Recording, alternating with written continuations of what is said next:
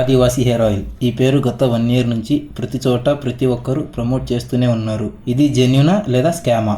వీళ్ళు హక్కీ పిక్కీ అనే ఒక ట్రైబల్ కమ్యూనిటీ అని చెప్పుకుంటారు. ఈ ట్రైబల్ వచ్చి గుజరాత్ మరియు రాజస్థాన్లో ఉండేవాళ్ళు. వీళ్ళు చాలా ఇయర్స్ క్రితమే కర్ణాటకకి మైగ్రేట్ అయ్యారు. ఇంకా వీళ్ళ హెయిర్ ఆయిల్ ప్రమోషన్ వచ్చి పెద్ద పెద్ద ఇన్ఫ్లుయెన్సర్స్ యూట్యూబర్స్ తోనే చేస్తారు. వీళ్ళ ప్రోడక్ట్ ఇన్ఫర్మేషన్ కంటే వీళ్ళ ట్రైబల్ స్టోరీనే ఉంటుంది. మా హెయిర్ ఆయిల్ అమెజాన్ ఇంకా ఫ్లిప్కార్ట్ లో లేదు, మాకు చదవడం రాయడం రాదు అని చెప్పుకొని ప్రమోషన్ చేస్తారు. ఇంకా మనం ఈ మాట వినగానే వాళ్ళ మీద జాలి వేసి ప్రోడక్ట్స్ కొంటాం. ఇంకా వీళ్ళ ప్రోడక్ట్ క్వాలిటీ విషయానికి వస్తే ఏమేమి ఇంగ్రీడియంట్స్ వాడుతారో వాళ్ళ ప్రోడక్ట్ ప్యాకింగ్ మీద ఉండదు. వాళ్ళు చూపించే వీడియోస్ లో కూడా ఎక్కడ మీకు ఒక లేబుల్ ఉండదు. పామ్ ఆయిల్ మరియు ఏవేవో వేరులు కలిపి బాటిల్స్ లో ప్యాక్ చేస్తారు. వీళ్ళ వెబ్సైట్ లో ఆర్డర్ ప్లేస్ చేసాక ఓన్లీ క్యాష్ ఆన్ డెలివరీనే ఉంటుంది, వేరే ఏ పేమెంట్ ఆప్షన్ ఉండదు. ఇప్పుడు మీరు అనుకోవచ్చు, మనకు ట్రస్ట్ బిల్డ్ చేయడానికి క్యాష్ ఆన్ డెలివరీ ఉంటుంది కదా అని. కానీ అలా నిజంగానే కస్టమర్ కి ట్రస్ట్ బిల్డ్ చేయాలి అంటే ఓన్లీ క్యాష్ ఆన్ డెలివరీ ఉండదు, వేరే ఆన్లైన్ పేమెంట్స్ తో పాటు క్యాష్ ఆన్ డెలివరీ ఉంటుంది. ఇక్కడ ఆన్లైన్ పేమెంట్స్ ఆప్షన్స్ కి గేట్వే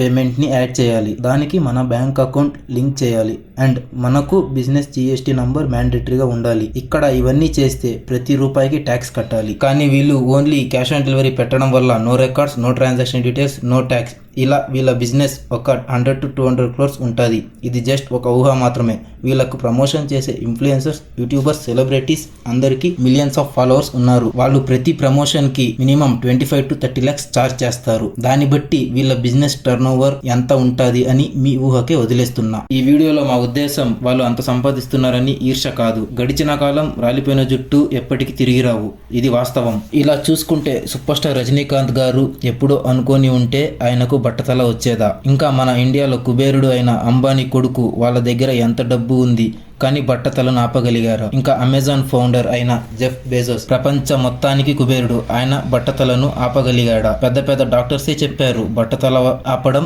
ఎవరి వల్ల కాదు అని. కానీ మనం అది ఆర్గానిక్ అంటే చాలు, ముందు వెనక ఆలోచించకుండా కొనేస్తాం. ఓకే ఫ్రెండ్స్, ఈ వీడియో మీకు ఎంతో కొంత హెల్ప్ అయి ఉంటే ఒక లైక్ కొట్టండి, షేర్ చేయండి, మా ఛానల్ను సబ్స్క్రైబ్ చేసుకోండి. మీకు వేరే టాపిక్ గురించి వీడియో కావాలి అంటే కమెంట్ చేయండి.